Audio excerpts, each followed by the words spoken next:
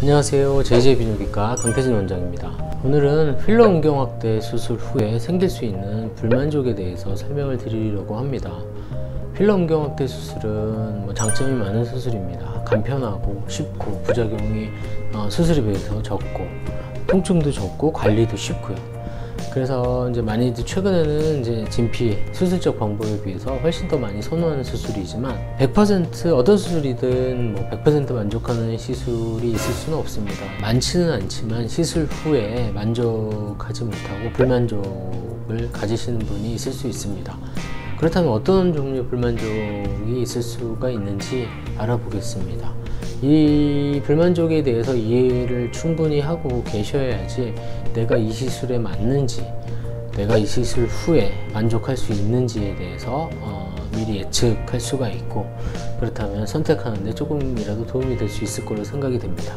자, 첫 번째는 이제 가장 흔한 건데, 시술 후에 대칭이 안 맞거나 약간 울퉁불퉁하게 느껴지거나 그런 경우가 있을 수 있습니다. 필러는 액체, 반액체, 그러니까 젤리 상태의 필러, 대부분 이제 약간 젤리 상태로 존재를 하게 되는데, 이 필러를 주입을 해서 그대로 이제 고정을 해야 되는데, 비대칭이나 이런 이제 뭉침이 생기는 원인은 주입할 때도 생길 수가 있지만 고정하는 과정에서도 생길 수가 있습니다. 아니면 이제 그 성기 내부 사정에 의해서 어떤 부분은 예전 수술에 의해서 흉터로 압력이 높다든지 그런 경우는 이제 주입된 부분에 필러가 압력이 높아서 다른 데로 밀리면서 생길 수도 있고요.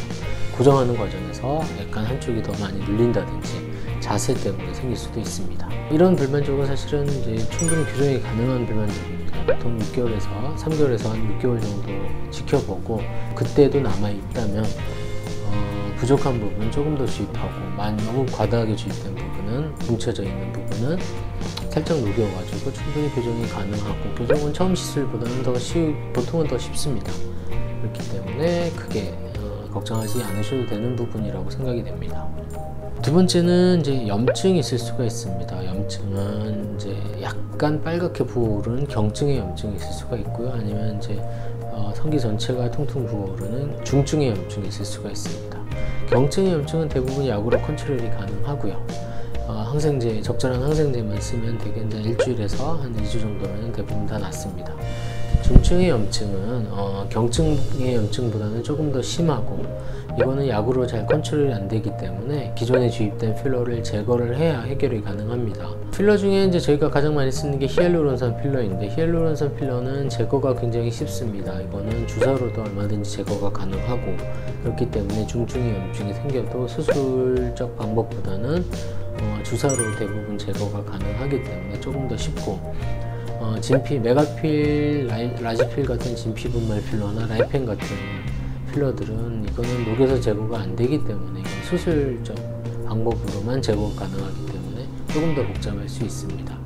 그렇기 때문에 염증이라는 것만 놓고 볼 때 히알루론산 필러가 다른 필러에 비해서 조금 더 안전합니다.